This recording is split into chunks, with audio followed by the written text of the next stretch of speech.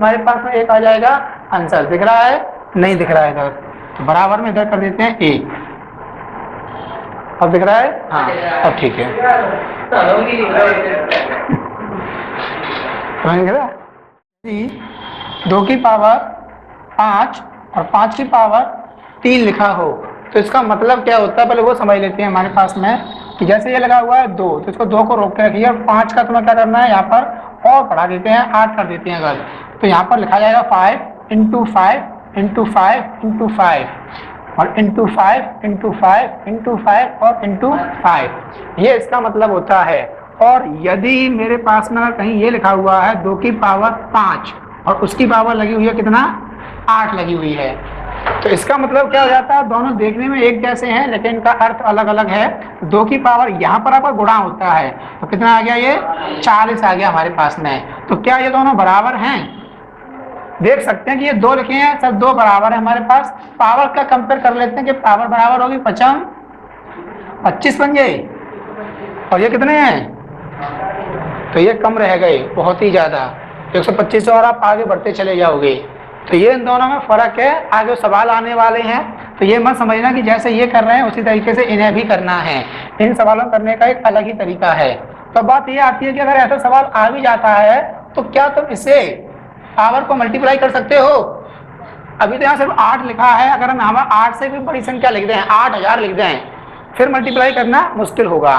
तो वो तभी हो सकता है सर जी अगर हम यहाँ पर जो ये 5 दिया जा रहा है ना और आपको इकाई क्रम ढूंढना है, तो इकाई क्रम ढूंढने के लिए क्या नियम होता है, किसका भाग करते हैं, 4 का भाग कर दीजिए। तो अगर हम यहाँ 4 का भाग करते हैं तो मेरे पास बचा कितना, 1, और 1 की पावर फिर कितनी लगी हुई है, 8। तो सर जी ये तो आसान हो सकता है, 1 गुणा 1 और 1 गुणा 1 और डैश 1, तो ये आ जाएगा 2 की पावर 1। यानी कि अगर मेरे पास 4 और 9 नहीं है, कौन नहीं है, 4 और 9, अगर 4 और 9 होंगे तो सम और विषम देख के कर लेंगे। उसके अलावा कोई और होता है तो मुझे जो भी यहाँ पावर दी जाएगी उसको ऐसे व्यवस्थित करना है कि वो कितनी बन जाए, 1 बन जाए। और 1 बनाने के 2 तरीके हैं, एक प्लस का 1 और एक माइनस का 1। तो माइनस के 1 का गुणा करने पर भी वही संख्या आ जाएगी। अगर माइनस की अगर आ भी गई, अगर माइनस के 1 आ गए और मैं भाग कर रहा हूँ 4 से, तो प्लस का कितना आएगा, 4 से तो प्लस का कितना आएगा, प्लस का आएगा 3। रिमाइंडर थ्योरम में सीखा था ना, तो 4 का भाग कर रहे हैं, एक शेष पर आ रहा है माइनस के 1, तो दूसरा आएगा प्लस के 3। हाँ, तो अगर माइनस का आ भी जाता है तो अगर ये हमारे पास इतना हो गया है, अब आप लोग समझ सकते हैं इसमें क्वेश्चन नंबर 5। तो 5 में आपको गिवन है इसमें 952 543 और 346 -459 516 एंड 347, ये हमारे पास में। अब इसे ध्यान से देखना, अच्छा प्रश्न है। तो सर जी यहाँ से हमने शुरू किया, कितना है यहाँ पर 2 है, अगर 2 है तो यहाँ पर मेरे पास कितना है 43।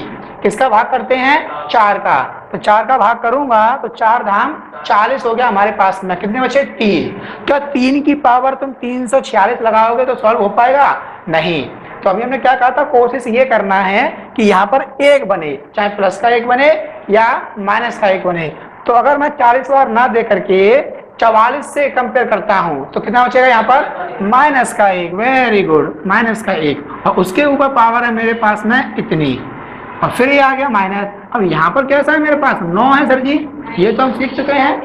हाँ जी, यहाँ पर अच्छा ऊपर 3 4 6, ठीक है, 3 4 6 हो गया। यहाँ पर तो 9 है हमारे पास में, तो ये 9 आ जाएगा। अब 9 के साथ में देखनी पावर कैसी है, ये सम है, तो यहाँ पर फिर सम ही आने वाला है।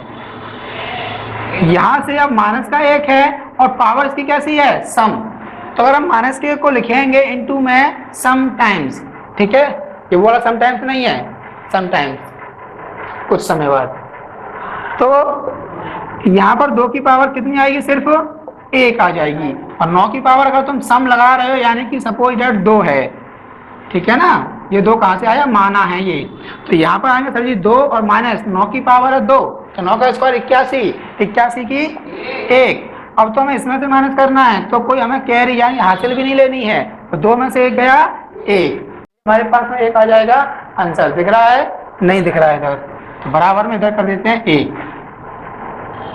अब दिख रहा है? हाँ, अब ठीक है। समझ गया?